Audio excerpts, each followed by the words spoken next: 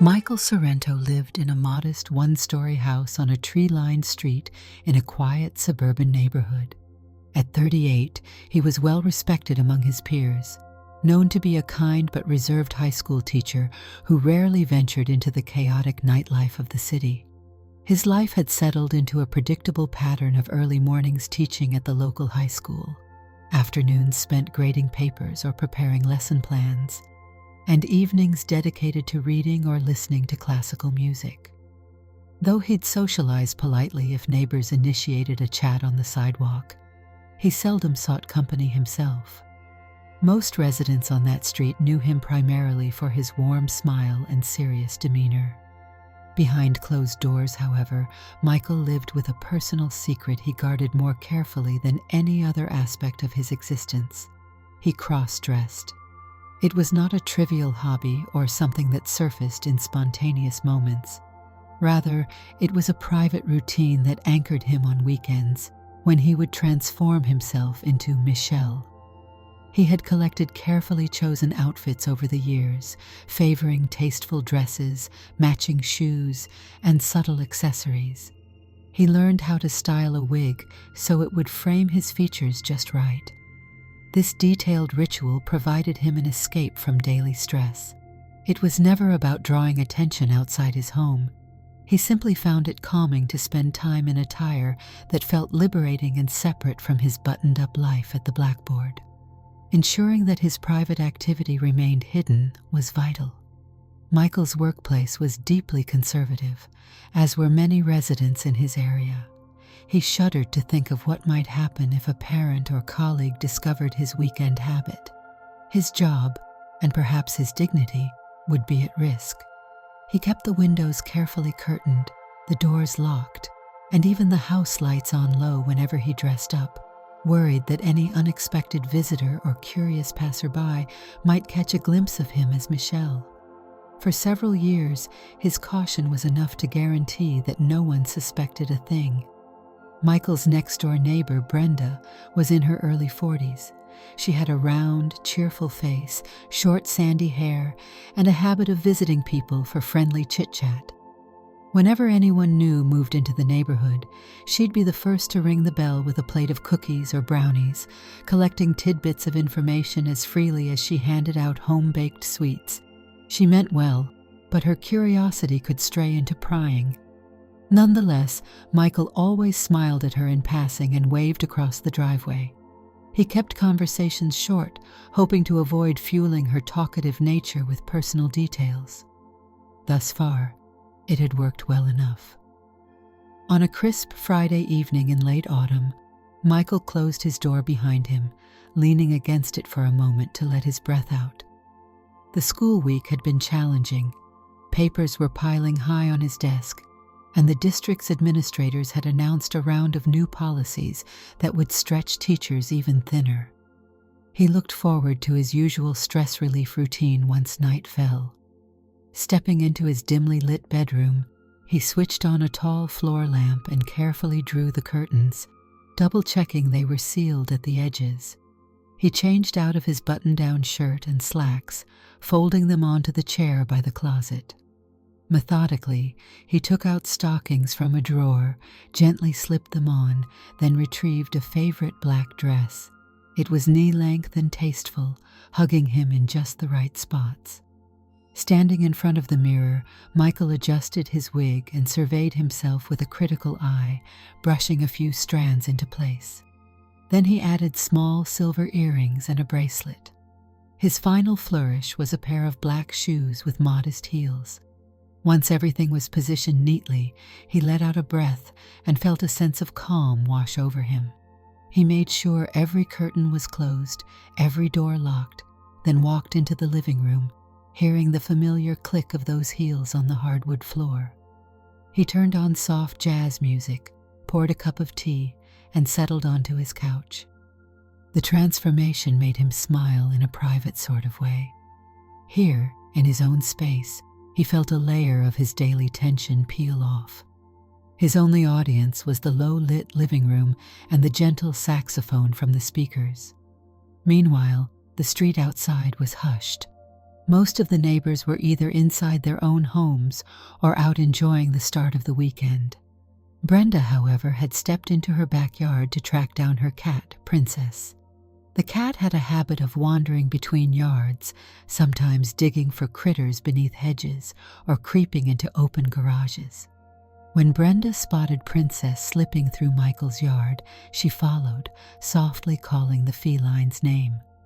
A few minutes later, Michael rose from the couch and walked to the window, planning to adjust the curtain because he noticed a small gap where an edge had not fully overlapped. That was the moment when Brenda, creeping along the shared hedge, trying to coax her cat out of the undergrowth near Michael's exterior wall, glanced up. She froze, startled to see a figure in a fitted black dress and wig framed by the interior lights of his living room. They locked eyes, only for a second, and both were seized by shock. Brenda's cat meowed, drawing her attention, but before Brenda could consciously register everything, Michael hastily yanked the curtain closed. He felt his heart jolt. For a full minute, he couldn't breathe. Had Brenda seen his face clearly?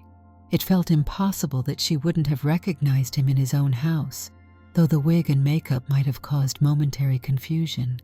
The pit in his stomach told him that was wishful thinking. He was certain that her eyes, wide with surprise, had recognized him. Meanwhile, Brenda scooped Princess into her arms and retreated to her own porch. Her mind swirled with conflicting emotions, confusion, shock, and a flicker of realization. Although Michael appeared very different in that outfit, she could tell it was him. Her rational side insisted that maybe he was hosting a costume party or some playful gathering, yet she had never seen more than a trickle of visitors at Michael's place, and it was late for a random costume event. This sight was puzzling, to say the least. Inside his home, Michael stood in the living room, heart pounding so hard that he thought it might echo off the walls. He sat down on the couch and stared at the drawn curtains. He had always been so cautious. One fateful slip in that curtain's edge, and now his secret might be out. Or maybe Brenda would dismiss it as a fluke. Perhaps she wouldn't say anything. Maybe she had not truly seen his face. Yet the fear that she had recognized him began to eat away at his composure. He didn't think she was mean-spirited enough to run around spreading rumors. But Brenda, being who she was, had a habit of sharing anything remarkable that happened in the neighborhood. Her cat's escapade tonight had proven catastrophic. Unable to think of a plan, Michael was nearly paralyzed by anxiety. He decided to stay indoors, dressed as Michelle a while longer, too tense to move. A kind of numbness set in. Though he was deeply upset that someone had seen him, part of him was so rattled that he couldn't bring himself to peel off the wig or unclip the earrings. He just stared at the blank television screen and let out staggered breaths, waiting for the chaos in his head to subside. By the time Saturday morning arrived, Michael had scarcely slept. He had eventually changed back into his usual clothes, folded away all traces of Michelle, and spent the night tossing in bed. At dawn, he scrolled through possible scenarios in his mind, Brenda knocking on his door to ask him questions, or perhaps confronting him in front of another neighbor. Maybe she would make a comment in passing that would set the rumor mill ablaze. He felt nauseated, imagining his colleagues catching wind of this, then parents at the school. The weight of it all exhausted him. Around midday, he finally built up the nerve to face a trip to the grocery store. He changed into casual slacks and a sweater, grabbed his keys, and stepped outside. The crisp autumn air brushed against his face, and an uneasy flutter passed through his stomach. His eyes flicked toward Brenda's driveway. There was no sign of her. He quickly slipped into his car, started the engine, and tried to regain some sense of calm. If she was going to confront him, he would deal with it then, but he needed groceries. Life was marching forward whether he liked it or not. He parked at the local supermarket, forcing himself to go through the motions of browsing fresh produce, scanning cereal boxes, and waiting in the checkout line. The entire time, he was aware of a persistent tension gripping his thoughts. He caught himself checking around the store, half expecting to see Brenda's face in some aisle, watching him with curiosity. Of course, she was nowhere to be found. By the time Michael arrived back home, it was early afternoon, and there was still no indication that Brenda wanted to speak to him. He was relieved and disturbed all at once. Relieved that there was no confrontation, disturbed because the uncertainty was gnawing at him. That evening, he found himself unable to concentrate on grading his students' essays. Instead, his eyes drifted to the neighbor's house, occasionally noticing a light turning on or off through the curtains. Eventually, he switched off the computer and sat in silence, bracing for the possibility of a knock on the front door. The night passed quietly, with no sign of Brenda or anyone else. The stillness somehow made everything more nerve-wracking. He knew that sooner or later he had to speak with her, or at least brace for her reaction. On Sunday morning, Michael mustered the courage to step outside. He decided that if he ran into Brenda, he would maintain a pleasant but neutral facade. They both took care of their lawns on Sunday, and if she ventured outside to do yard work, an encounter would be almost inevitable. So he grabbed the rake and began collecting leaves that had drifted down from the large oak in his front yard. Sure enough, about a half hour later, Brenda came out of her house, wearing a light jacket and carrying a small bag of gardening tools. She moved down her porch steps and looked his way. Their gazes connected briefly. She paused, offering him a slight nod. For several moments, neither of them said a word. It seemed impossible to Michael that she was acting so normal, but maybe she felt as uncertain as he did. Finally, Brenda gave him a friendly wave. "Morning, Michael," she called. "Getting all those leaves up?" He swallowed hard, forcing a smile. "Yeah, they seem to multiply overnight." Brenda chuckled, a little awkwardness seeping through. "I know the feeling. My side yard is practically coated every morning." He nodded and continued raking, trying to appear unruffled by this mundane conversation. They lapsed into silence again. Then Brenda cleared her throat and took a few steps in his direction. He thought his heart would seize up. "Michael," she said more softly, "I need to talk to you for a moment. Is that all right?" He glanced around, checking the street. No one else was outside. He took a breath. "Sure," he replied, forcing a casual tone. Brenda walked over to the edge of their shared boundary. "Look," she began, voice low. "I don't want to pry into your life. I really don't. But something happened a couple of nights ago. I was chasing my cat, and I might have seen you." She paused, gauging his reaction. "I was just surprised, that's all." Michael felt faint, but somehow found the composure to speak. "Brenda," he began carefully, "I appreciate your honesty. I know what you saw. I don't really have a way to explain it that might make sense to everyone. But I'm asking you, please, to keep it to yourself." She lowered her head slightly, as if trying to show humility. "I won't lie. It was a shock. But I'm not planning on telling anybody anything. I just thought you might want to know that I saw it. And I was confused." Michael tightened his grip on the rake's handle. "I'm sorry if it startled you. It's something I do in private. It's not hurting anyone." "It's your life," Brenda said. "I was worried that you'd think I was going to gossip. I'm not going to. I'd never want to cause you any trouble." He exhaled, relief flooding him. He realized he had been grinding his teeth and allowed his jaw to loosen. "Thank you," he said, surprised by how raw his voice sounded. "I didn't know what you'd do or what you were thinking. My job, the school, it's something that could cause a lot of problems if word got out." "I understand," Brenda said gently. Her eyes flicked to the rake in his hands, then back up to him. "And I'm sorry you've been worried. I really am." She stepped back. "Anyway, I just wanted you to know that I mean you no harm, and, if you ever feel like talking, I'm next door." He forced a small smile. "Thank you, Brenda. I appreciate it." They parted ways. Michael stood in his yard, rake propped against his side, letting out a shaky exhale. The tension that had gripped him since Friday evening didn't entirely disappear, but he felt an undeniable sense of relief. While Brenda's curiosity was rarely small, she had made it clear that she didn't intend to expose his secret. And in her eyes, he thought he spotted genuine concern rather than condemnation. Maybe the worst was over. Still, the next few days were uneasy. Michael carried on with his usual weekday routine, teaching history classes and leading after-school study sessions. He tried to be his typical, patient self, but more than once, a colleague would ask if he was feeling ill or off because he seemed distracted. He had trouble sleeping, occasionally waking up in the early hours, replaying the moment Brenda saw him.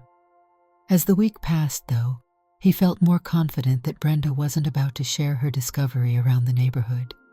On Thursday afternoon, there was a staff meeting at the school. Michael sat at a long table alongside fellow teachers, listening to announcements about upcoming parent-teacher conferences. He found his thoughts drifting to Brenda's expression that Sunday, her respectful nod, her statement that she wanted to help him feel safe. It was hard to connect that memory of Brenda with her usual chatty persona, yet the sincerity in her voice had felt real. He realized that for the first time, someone outside his closed circle of his own mind had discovered his secret and hadn't immediately recoiled or spread rumors. It felt unsettling, but also strangely comforting. That evening, Michael was returning home a bit later than usual. His arms were weighed down with a stack of essay papers. He approached his porch, fishing for his keys, when he noticed Brenda on her porch, sipping tea. She gave him a little wave. "Late night, huh?" she called softly. He nodded. Staff meeting ran long. Brenda looked like she wanted to say something more. After a brief hesitation, she stood and came closer, stopping at the boundary of their properties. "Michael, if you have a minute," she said. "I've been wondering if you might want to come over for coffee this weekend. No pressure at all, but I thought it might be a chance for us to talk. I mean, unless you'd rather not." He gazed at her, trying to decide if he was ready to break the barrier of polite, neighborly distance. He could sense genuine concern in her eyes. Perhaps talking would help settle his nerves. "Sure," he said quietly. "Maybe Saturday afternoon." "Great," Brenda said. 2 o'clock good?" He mustered a faint smile. "Yeah, that should work." She offered him a brief wave goodnight before going back inside. Michael lingered for a moment, letting the crisp air cool the anxiety that coursed through him. He headed into his home, dropped the stack of papers on the kitchen table, and let out a long breath. He had never really confided in anyone about this part of his private world. Even the closest friend he'd had, an old college buddy who'd moved away years ago, remained entirely unaware. Now, he was contemplating having a conversation with Brenda about it. A swirl of apprehension settled in his chest, but he reasoned that maybe it was time to trust that she was sincere. On Saturday, he spent the morning cleaning up around the house and made sure the blinds were fully shut in every room. Even though he didn't plan to dress up that afternoon, he felt more cautious than ever. By the time the clock edged close to 2, he changed into a neat sweater and took a moment to steady himself. Finally, he strolled next door, stepping up onto Brenda's small, well-kept porch. He rang the bell, each chime reverberating through his nerves. Brenda opened the door wearing casual clothes. "Hi, Michael," she said warmly. "Come on in. I was just putting a kettle on." Her living room was decorated in earth tones, with a few family photographs on a wooden mantel, pictures of her siblings, her parents, and some friends. She escorted Michael to a cushioned armchair and set about preparing coffee in the kitchen. The aroma soon filled the house, calming Michael's senses. She returned with 2 steaming mugs on a tray, along with sugar and cream. "I didn't know how you took it, so I brought everything," she said. "Thank you," he replied, adding a bit of sugar. His hands trembled slightly as he stirred, and he was relieved that the spoon made only the faintest clink against the mug. Brenda sat opposite him, hands cupped around her mug. "I appreciate you coming. I'm sure this all feels awkward." Michael forced a small laugh. "That's an understatement, but you've been kind about it." Brenda took a sip of coffee, then looked up at him. "I want to reassure you that I'm not judging what I saw. I honestly didn't know what to think at first, but I don't think it's wrong or anything. Everyone deserves to have their own personal way of feeling at home in their skin, right?" He felt his stomach twist at that phrase, but at the same time, there was an odd warmth in hearing her open-minded stance. "I appreciate that," he said. "My main concern has always been the risk if people find out. Our community, the school, they can be harsh. I could lose my job over rumors." Brenda nodded slowly. "I understand, and I promise you, I have zero intention of telling anyone about this." He studied her face carefully. "Thank you. I'm grateful. I've been on edge this entire week, dreading the worst. People in this neighborhood talk." "I know, but your secret is safe with me," she insisted, setting her coffee down. "I'm not out to ruin anyone's life." He fiddled with the handle of his mug, inhaling the steam to calm his nerves. "I wish I could explain better why I do it, but I'm not sure there is a perfect explanation. I've always felt calm when I dress up at home. It's like I can let go of all the pressures of daily life, but it's not a side of me I want to showcase publicly, especially not where I teach." Brenda listened intently, nodding. "You don't owe me an explanation. The only reason I wanted to talk was to clear the air.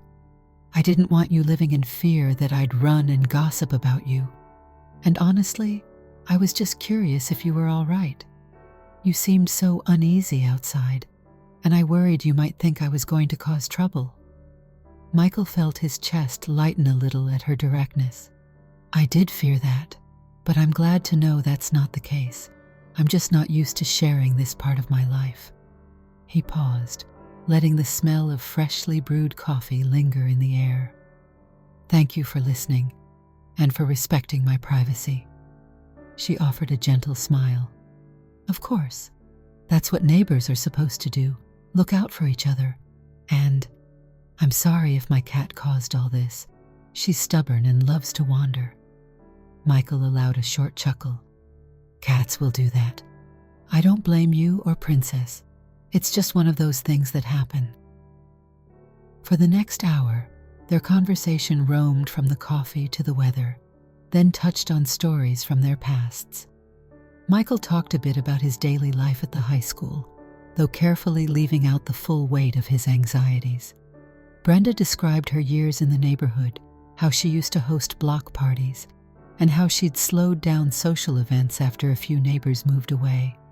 Despite the unusual topic that had brought them together, they found a surprisingly easy rapport. Eventually, Michael stood to leave, feeling calmer than he had in days. Brenda walked him to the door. "Thank you again for coming over," she said softly. "Thank you for inviting me," he replied. "This helped more than you know." As Michael headed back to his house, he let out a steady exhale. He was not naive enough to believe that every trace of anxiety had vanished, but he felt some hope that his carefully guarded secret wouldn't be splashed around. Brenda had shown compassion rather than ridicule, and he couldn't help but feel some cautious relief. The next few weeks passed in relative peace. He carried on teaching, occasionally catching Brenda's eye in the driveway or exchanging greetings over the fence. On 2 more occasions, they ended up chatting about random neighborhood matters.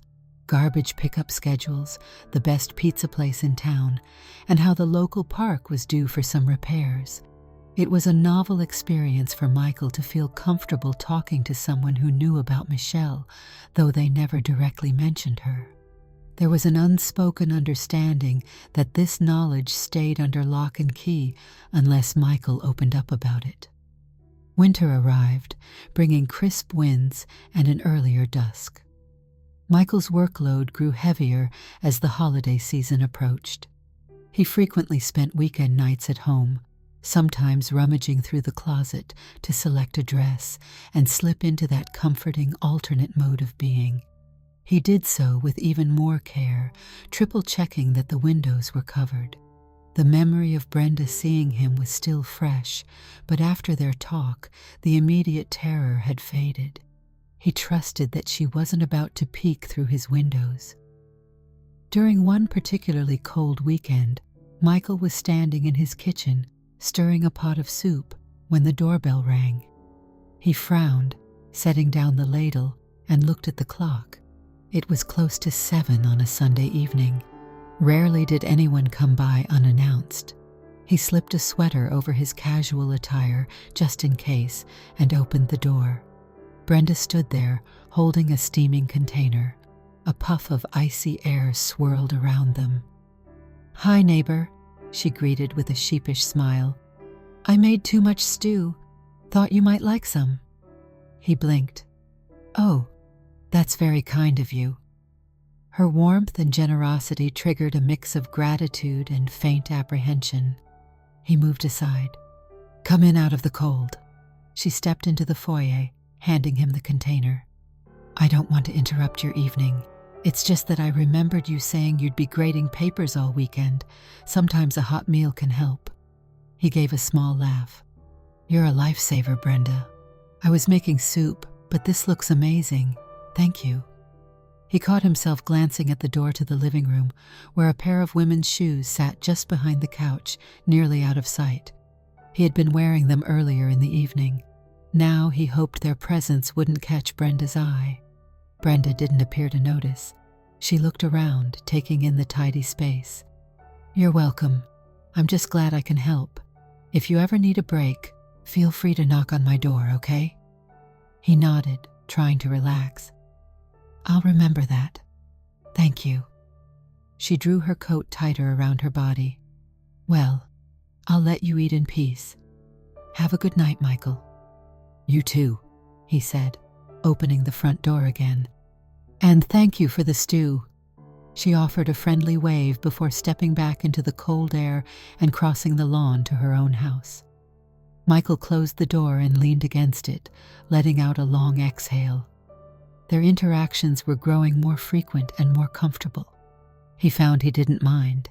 In fact, he realized with some surprise that he was even starting to look forward to moments of conversation with Brenda.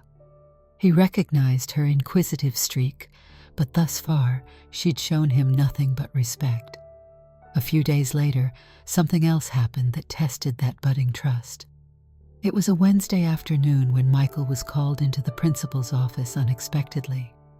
Principal Ellis, a stern woman in her early 50s, asked him to sit down, her expression more serious than usual. He felt a spike of dread, worrying that somehow rumors had gotten back to the school. He swallowed, settling into the chair. "Michael," Principal Ellis began, clasping her hands on the desk. "Don't look so worried. This isn't about your performance. You're one of our finest teachers." He forced a nervous laugh. "I'm glad to hear that." She leaned forward. "We had a parent complaint come in, unrelated to your teaching specifically, but I wanted to give you a heads up." She glanced at a folder. "A student's parent claimed they saw you once in a coffee shop wearing, well, let's just say something non-typical for a man." Michael's pulse throbbed. He kept his face as neutral as possible, even as his heart hammered. I'm not sure I understand," he managed. Principal Ellis frowned. It wasn't an official complaint, more of a concerned remark about what they perceived as unprofessional or immoral, if you can believe that. We normally don't entertain these sorts of concerns about an employee's private life, but since the parent is quite vocal in the community, we wanted to give you a chance to respond." His mind raced. He rarely went out anywhere dressed as Michelle, but was there a time he might have done something borderline risky? A different city, maybe once or twice in a moment of boldness? Or was the parent just making assumptions based on a fleeting glimpse of him wearing something that caught their eye? Or maybe they confused him with someone else. In any case, the dread in his stomach churned. He cleared his throat. "I wasn't aware of anyone approaching me with such a claim, and I don't recall ever teaching class dressed in any unusual attire." He tried to keep his tone measured. Principal Ellis let out a sigh.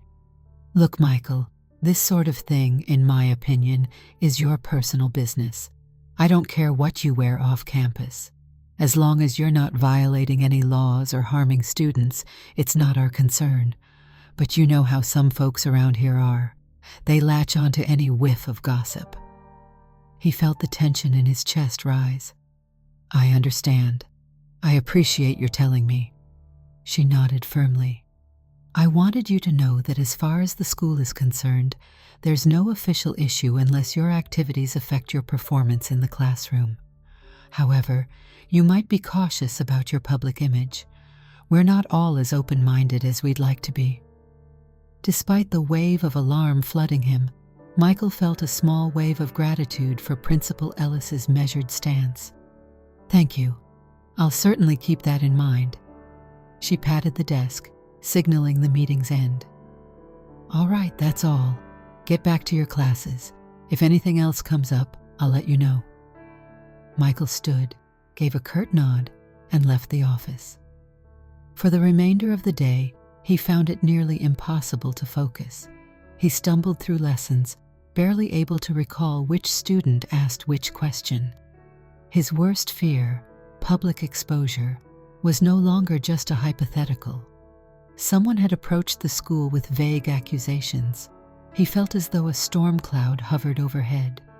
Could this be the beginning of bigger problems? That evening, exhausted and heavy-hearted, Michael came home late. He spotted Brenda's lights on and briefly considered knocking on her door to confide in her, but he hesitated. They'd become friendly, but this was major. In the end, he decided he needed to sleep on it. Thursday evening, however, he found himself needing to talk. The day had passed without further incidents, but he couldn't shake the dread. He walked next door, gave a soft knock, and waited on Brenda's porch with a pounding heart. When she opened the door, her eyes reflected concern the moment she saw his tense expression. "Michael, are you okay?" she asked.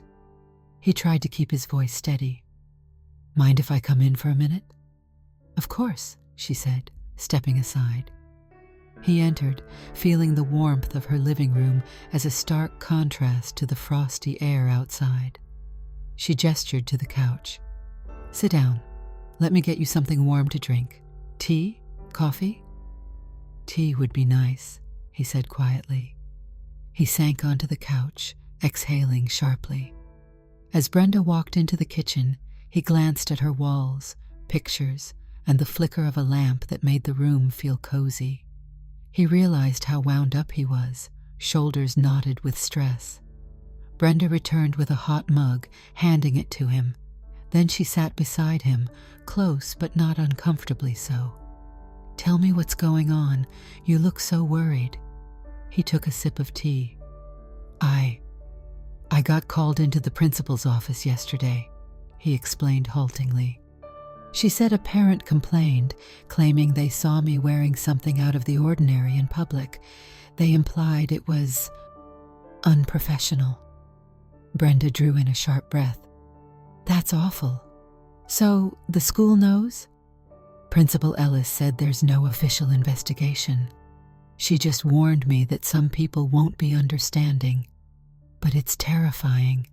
If word spreads, I could lose my job or be the target of constant scrutiny. He felt the sting of tears behind his eyes, but forced them back. He would not break down in front of Brenda. "It's not fair," he said softly. "I'm a good teacher. I do my job well.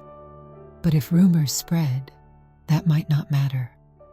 Brenda reached out and placed a gentle hand on his arm. "I'm so sorry. I can't imagine the pressure you're under." She paused, searching his face. "How can I help?" Michael shook his head, tears threatening to surface. "There's nothing to do but hope it blows over, unless the parent pushes harder, or unless more people come forward with gossip." She gave his arm a supportive squeeze. "Listen, you have to remember, you haven't done anything wrong. And if you need someone to talk to, I'm here. Even if it's just to vent, you don't have to go through this alone." Overwhelmed by her kindness, he gave a small nod. "Thanks. That means a lot." His voice wavered, but he managed not to completely lose his composure. "I was so scared this might come out one day. I guess I always knew it was a possibility, but I never quite faced it head on." Brenda sat with him in silence for a few moments, the quiet broken only by the faint hum of her heating system. "At last," she said, "if it would help, you can come over any time you want to escape it all. My house might not be as safe as the fortress you've built for yourself, but I promise I won't judge you." He glanced at her, feeling a fragile gratitude. "I appreciate that truly." Then he hesitated. "There's a part of me that's thinking, maybe I have to keep everything under tighter wraps from now on, but that just makes me feel even more suffocated." She nodded in understanding. "Well, you do whatever feels right for you, and if things at the school get complicated, remember that there are legal protections, though I know this area can be tricky." Michael sighed, finishing his tea. "I just wish people would focus on my teaching abilities and not what I wear in my own time." Brenda stood, taking his empty mug. "That's a fair wish. I'm sorry the world doesn't always work that way." Then she gave him a small smile. "But for what it's worth, you've got at least one ally here." He looked at her, the tension in his chest lessening slightly. "Thank you." He left her home a few minutes later, stepping back into the cold night with a swirl of thoughts in his head. That conversation became a lifeline, a reminder that he wasn't completely isolated. For the next few days, he managed to hold it together, finishing the run-up to winter break with as much composure as he could muster. There were no further complaints or mysterious rumors, at least none that made it to the principal's ears. Michael heard a whisper here and there in the hallways about that rumor, but no student approached him about it. He endured, quietly determined not to let it destroy his work. When winter break finally arrived, he found himself at home with 2 weeks of relative freedom. Typically, this was when he felt least stressed and most free to indulge in dressing up, but he remained paranoid. He would triple-check every curtain and window, feeling a wave of panic at the idea of someone snapping a photo or peeking in.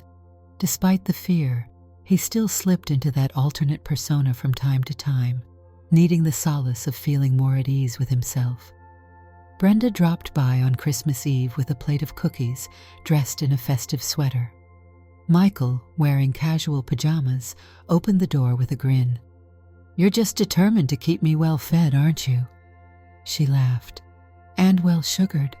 I went overboard with baking this year." He thanked her and invited her inside. They chatted for a few minutes, and Brenda asked if he had any big plans for the holiday. He shrugged. "Not really. I'm visiting my sister in a couple of days, but on Christmas, I'll probably just read and watch old movies. I enjoy the peace." Brenda nodded. "I get that. Sometimes a quiet holiday is just what the doctor ordered." She looked around. "You know, if you get lonely or you want some company, my door's open. No pressure." Michael gave a genuine smile. "You're kind to offer. Thank you. I might just take you up on that." On Christmas Day, Michael spent the morning reading a novel by his fireplace. Around midday, He decided to dress in a comfortable outfit that he usually wore as Michelle. It wasn't anything flashy, just a soft sweater and a knee-length skirt. He pulled on warm leggings and wore slippers around the house. He felt content for a few hours, sipping coffee and allowing the glow from the small artificial tree in his living room to soften the mood. By late afternoon, though, a sense of melancholy crept in. The day felt long, the quiet unsettling. He found himself thinking about Brenda's invitation. Maybe a brief conversation with someone who understood would alleviate the nagging loneliness. He debated for nearly half an hour, then decided, in a moment of cautious confidence, that he might just walk next door dressed as Michelle. But then doubt struck. Stepping onto Brenda's porch in a skirt felt bold. He paced in his living room, heart pounding at the thought. Ultimately, he changed his mind, removing the skirt and switching to jeans and a warm sweater. He still retained some light makeup in the wig, hair pinned back casually. He pulled a winter coat on top to hide most of it. Stepping outside, he felt the crisp winter air sting his cheeks. He strode to Brenda's house, noticing a gentle glow through her front window. He stood at her door, nerves tangling, before knocking lightly. She answered quickly, wearing a comfortable pair of jeans and a holiday-themed sweater. Her eyes flicked to Michael's face, taking in the subtle makeup and the wig partially tucked under his coat's hood. She gave a small smile. "Hey, come on in." He entered, cheeks flushing. "Merry Christmas," he said, closing the door behind him. "Merry Christmas," she replied, leading him to her living room, which was decorated with twinkling lights and a small tree in the corner. He shrugged off his coat. Instinctively, his hand went to smooth the wig. "I hope it's okay that I, came over like this." She nodded with a warm smile. "Of course it is. I told you, you're always welcome. Make yourself comfortable." Michael settled onto her couch, feeling the tension in his shoulders ease slightly. "I was just feeling a bit lonely, so I thought I'd see if that offer still stood." Brenda flashed a reassuring smile. "It does. I'm really glad you came over." She motioned to a plate of cookies on the coffee table. "Help yourself. I have some hot chocolate too if you want." He thanked her and picked up a cookie, nibbling it quietly. Brenda switched on some soft holiday music, and for a while they chatted about simple things, favorite holiday memories, plans for the coming year. The conversation flowed more naturally than Michael could have imagined a few months ago, before she knew anything about his private world. He marveled at how, on the surface, they were just two neighbors swapping casual stories. And yet, beneath that easy chatter, there was an unspoken understanding that Brenda saw and respected him in a way no one else in the neighborhood did. Eventually, Brenda excused herself to the kitchen and returned with 2 mugs of hot chocolate. They sipped the warm drinks in companionable silence. Brenda spoke first after a pause, her tone thoughtful. "Michael, I hope you know I care about you, not just because you're my neighbor, but as a friend." He looked at her, touched by her sincerity. "That means a lot. I never expected to find myself confiding in a neighbor like this." She laughed lightly. "Well, you're stuck with me now. Sorry." They both smiled. It was a quiet but powerful moment of connection. For the first time in a long while, Michael felt like he could breathe without the constant worry that someone might condemn him. Yes, that fear still lurked whenever he considered broader society, but here in Brenda's cozy living room, it felt safely distant. As evening slipped into night, Michael eventually stood up to go. He thanked Brenda again for her hospitality, and she walked him to the door. Their eyes met for a moment, and Michael murmured, "I really appreciate you being here, today and every day since that night." Her gaze was warm. "I'm glad I could help, even a little bit." He raised his hood, concealing most of his wig, and slipped out into the winter cold. Back inside his own home, he removed the coat, feeling an unaccustomed sense of hope. He realized that he wasn't as alone as he'd always feared. If there was one person in his real life who could accept this aspect of him without judgment, maybe that meant he didn't have to live in constant silence around the clock. Even if he couldn't share it broadly, at least there was a small corner of the world where he was seen and not ridiculed. The final days of winter break flew by. When classes resumed, Michael found himself immersed in lesson plans, staff meetings, and various extracurricular responsibilities.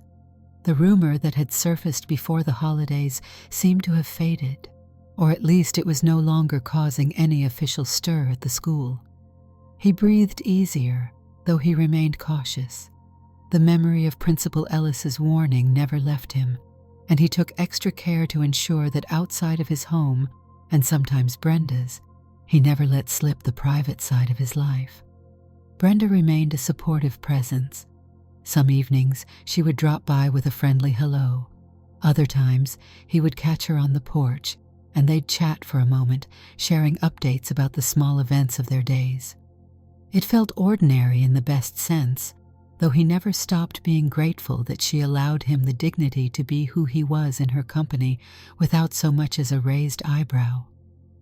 One Saturday afternoon in early spring, Brenda invited him for a short walk around the neighborhood.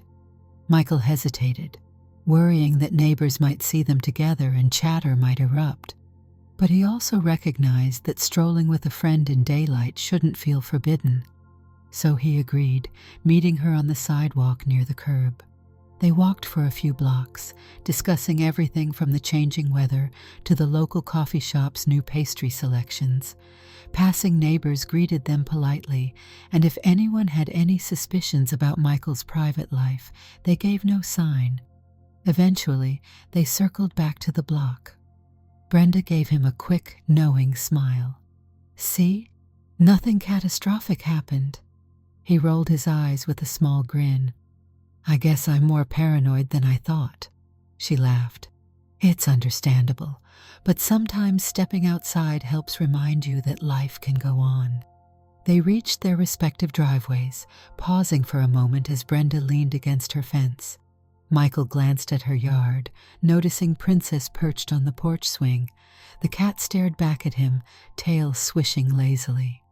"You know," Michael said, crossing his arms, "it's funny to think that cat basically changed my life." Brenda tilted her head. "If she hadn't wandered into your yard that night, I might never have discovered Michelle." He exhaled slowly. "It's strange how life works. I was terrified at first, but now—" He paused, searching for the right words. "I won't say I'm happy it happened exactly, but I can't deny that it's led to a friendship I value." Brenda smiled, eyes crinkling. "Likewise." Michael gave her a small nod, then turned to head inside his home. The afternoon sun glimmered across the leaves budding on the trees, a sign that winter had truly passed and spring was in full swing. He felt a subtle sense of optimism rising in his chest. He had faced the fear of being discovered and found an ally rather than an enemy. While he might never flaunt Michelle openly in the neighborhood or at the school, he knew now that he wasn't confined to complete isolation. That evening, safe in his living room, Michael once again performed his transformation, pulling out a favorite dress, sliding into stockings, and styling his wig. He looked at himself in the mirror. The reflection showed a poised figure, neither purely masculine nor purely feminine, but something that felt wholly, comfortably his. He smiled softly, switching off the overhead light and letting the soft glow of a lamp create a soothing ambiance in the room.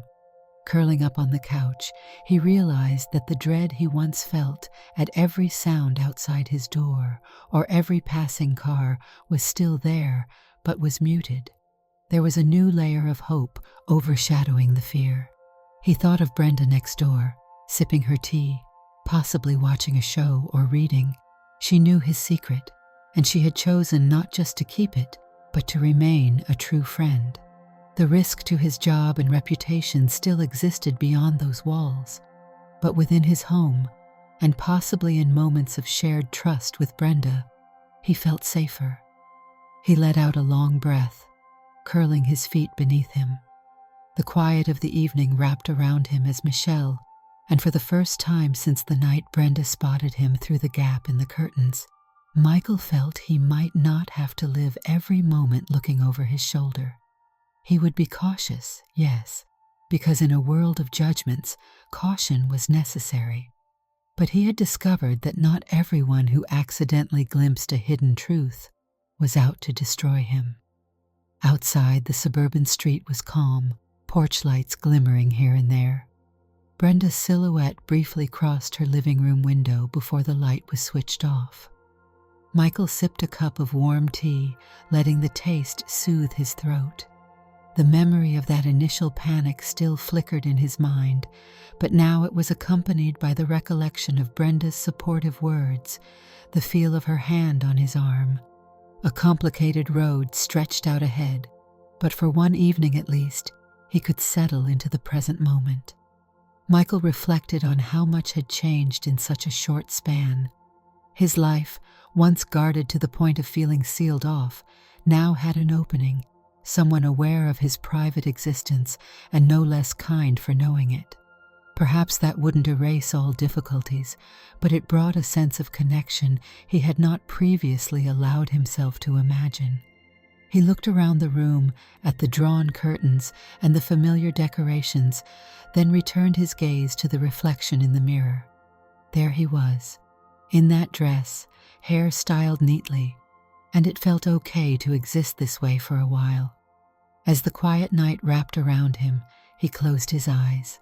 He might always have to walk a tightrope in his conservative environment, but he was no longer entirely alone. The warmth of that realization proved enough to carry him through the shadows of doubt. And next door, Brenda was living her own life, occasionally thinking of him, quietly choosing to protect his truth. He thought of her final words that day on the sidewalk. Sometimes stepping outside helps remind you that life can go on. He believed it more now than he ever had before. Sometimes taking the risk of being seen, even through a gap in the curtains, could lead to a deeper understanding than if everything stayed hidden forever. And though he'd keep his secret from most of the world, he felt less burdened by it in the subtle glow of the living room lamplight, comforted by the knowledge that next door there was someone who saw him, truly saw him, and chose to stand by him anyway. Did you like the story? Hit that like button and tell me what you thought in the comments. Do you want to hear more stories? Subscribe and hit the bell. For exclusive content and early access, check out our Patreon. You can find the link in the description, or you can watch any of the videos shown on my right. Thank you for watching and see you in the next video.